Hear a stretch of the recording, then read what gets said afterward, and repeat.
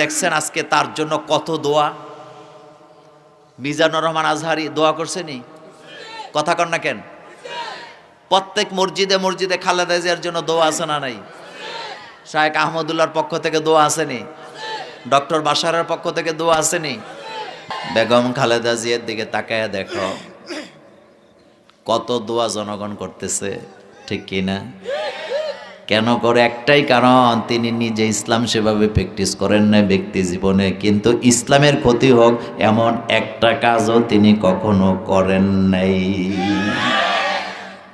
বেগম জিয়ার একটা কমন শব্দ ছিল, আপনাদেরকে বলি।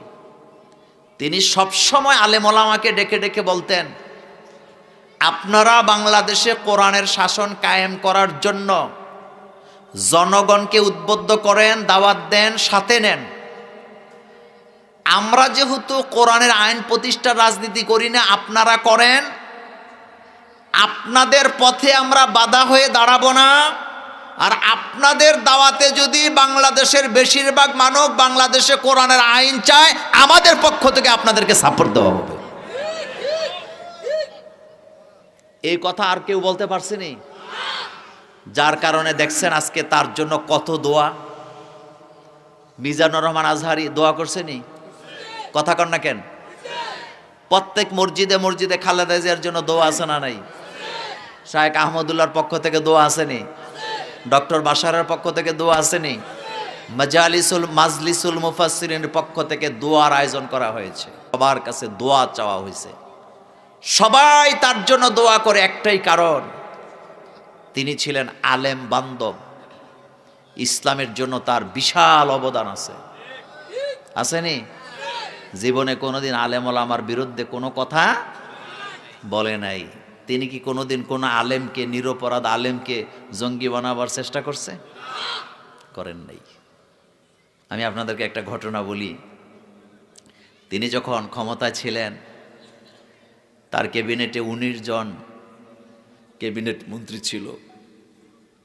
তো বাইতুল মোকাররমের খতিবকে নিয়ে একটা ঝামেলা হয়েছিল, ওবায়দুল হক সাহেব মরহুম, মনে আছে তো আপনাদের? তো হুজুর খুব বাগা টাইপের আলেম ছিলেন, তিনি প্রতিবাদী কণ্ঠ। তো তিনি বাইতুল মোকাররমে দাঁড়াইয়া খুতবায় দোয়া করতেছিলেন, আমেরিকা ধ্বংস হোক, ইসরায়েল ধ্বংস হোক। এই কথা যখন ওরা শুনছে, এখন এটা নিয়ে লাগছে গন্ডগোল, যে বাংলাদেশের মসজিদে এই দেশের জন্য বদদোয়া করা হয়। ক্যাবিনেটে যখন আসছে, তখন অনেকের কাছে জানতে চাইছে ক্যাবিনেটে যারা ছিলেন মন্ত্রী, যে এখন এটা কি করা, বিনদেশদেরকে তো আবার ঠান্ডা করাও লাগবে নাকি? তো অনেকে বলছে, হয় ওনার এন থেকে সরায়া দেন সম্মানের সাথে, যাতে মানে পররাষ্ট্রনীতিতে যেন কোনো প্রভাব না পড়ে। তখন শহীদ মতিউর রহমান নিজামী রহমতুল্লাহ আলাইকে বেগম জিয়া জিজ্ঞেস করেছিলেন, সবাই তো বক্তব্য দিছে, মাওলানা সাহেব আপনার বক্তব্যটা কি একটু জানতে চাই। তখন নিজামী সাহেব হাসি দিয়ে বলছিলেন, মাননীয় প্রধানমন্ত্রী, যেই বদদোয়াটা আমাদের বাইতুল মোকাররমের খতিব দিছে, এটা পৃথিবীর সব মসজিদের মিম্বর থেকে হুজুররা দেয়, কিন্তু সমস্যাটা হইল অন্য অন্য হুজুররা আরবিতে দেয়, আর উনি দিয়ে ফেলছে বাংলায়, যার কারণে গন্ডগোল লাগছে। প্রধানমন্ত্রী কয়, তাই নাকি? ঘটনা কি, কিভাবে? কয়ে যে খুতবার মধ্যে বলে আল্লাহুম্মা দাম্মির, কথা কন, আল্লাহুম্মা দাম্মির, বদদোয়া আছে না নাই? মুসলমানের জন্য দোয়া আছে না নাই? মতিউর রহমান নিজামী সাহেব যখন আরবিতে ব্যাখ্যা দিছে, বুঝায় বলছে যে উনি বলার কথা ছিল আরবিতে, বললে বলছে বাংলায়, এজন্য সমস্যা হয়েছে। এবার বেগম জিয়া হাসি দিয়া কয়, যে যেখানে আছে সেখানে থাক। চিন্তা করছেন নি? তবে একটা কথা বলি, যে এখানে অনেক খতিব আছেন আমি দেখতে পাচ্ছি। আচ্ছা বলেন তো, ইহুদিদের জন্য, নাসারাদের জন্য জুমার খুতবায় বদদোয়া আছে নাকি নাই? এই তো সূরা ফাতিহার মধ্যেও আছে, গায়রিল মাগদুবি ওয়ালাদ-দাল্লিন, বদদোয়া আছে নি? আবার যারা আবু লাহাবের পেতাত্তা, তাদের জন্য বদদোয়া আছে না নাই? আবু লাহাবের জন্য আছে না নাই?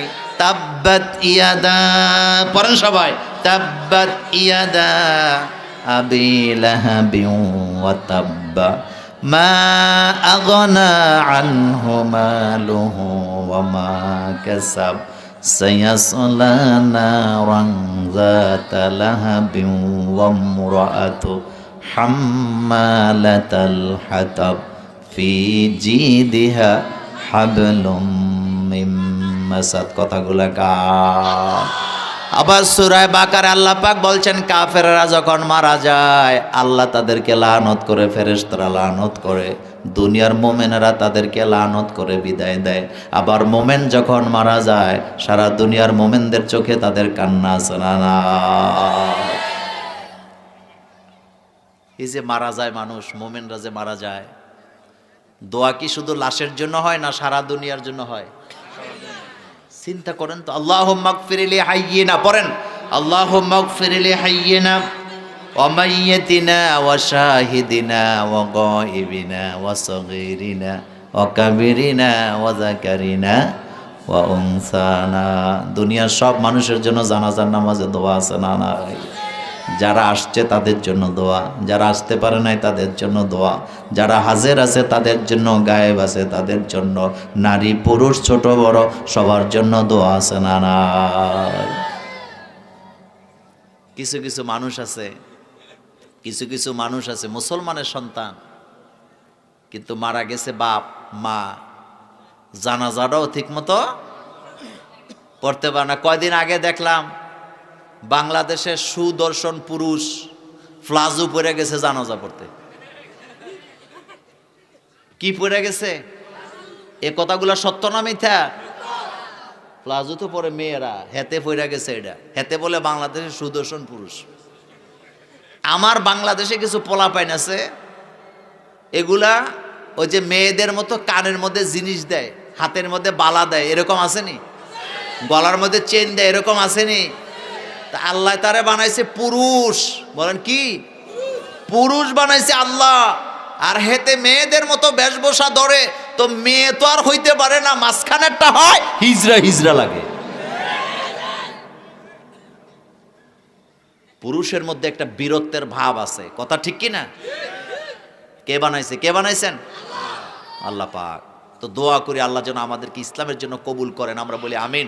আপনি দেখবেন নামাজ ঠিক মতো পড়ে না, অন্য অন্য আমল করে না, কিন্তু রোজা রাখলে আজান দেওয়ার আগে ইফতার, কথা ঠিক নেই, করে না, বসে থাকে আজানটা দেখ। মনে করেন আপনাদের এই মসজিদে, এই যে আকবর বুয়া মসজিদ না এটা, এই মসজিদে ইফতারি নিয়ে বসে আছেন, তো 50-60 জন লোক বসছেন। আমাদের ইঞ্জিনিয়ার সব আইসা যদি বলে এখনো ইফতারির 10 মিনিট বাকি, আমার অনেক ক্ষুধা লাগছে, আসো মিল্লা জিল্লা খাই, রাজি হইবেন নি?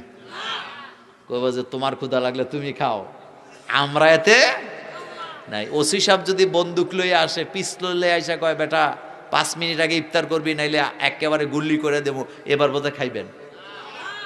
সভাপতি সাহেব লাভ দিয়ে উঠবো, কবে বেটা এখনো কিন্তু ঠিক মতো বুড়ো হইছি না, বন্দুক একেবারে তোমার মুখে ঢুকাই দেন, বেটা সারাদিন আল্লাহর জন্য কষ্ট করে রোজা রাখছি, আর এখন তুমি আল্লাহর আইন ভঙ্গ করতে বলো, খবরদার গুলি করো, যা ইচ্ছা তা করো, আল্লাহর আইন ভঙ্গ করা হবে না। এখন আপনাদের কাছে জানতে চাই, রমজানের রোজা আল্লাহর আইন ভঙ্গ করলেন না, 2 মিনিট আগে ইফতার করেন না, এখানে আল্লাহর আইন ভঙ্গ হবে বলে। এখন বলেন চোরের হাত কাটার আইন এটা কে দিছে? জিনাকারকে পাথর মারতে হবে, এটা কারা? চান্দাবাজকে মৃত্যুদণ্ড দিতে হবে, এটা কারা? যে মদ খায় তাকে 80 বেত্রাঘাত করতে হবে, এটা কারা? রমজানে যেভাবে আল্লাহর আইন মানি, সারা বছর যদি সেইভাবে আল্লাহর আইনের জন্য আমরা একত্রিত হতে পারতাম, এতদিনে বাংলাদেশটা জান্নাতের বাগান হয়ে যেত। কোরআনের জন্য কয় দল? কার দল? 2 হাত উঁচু করে আমার আল্লাহকে দেখায় দেই।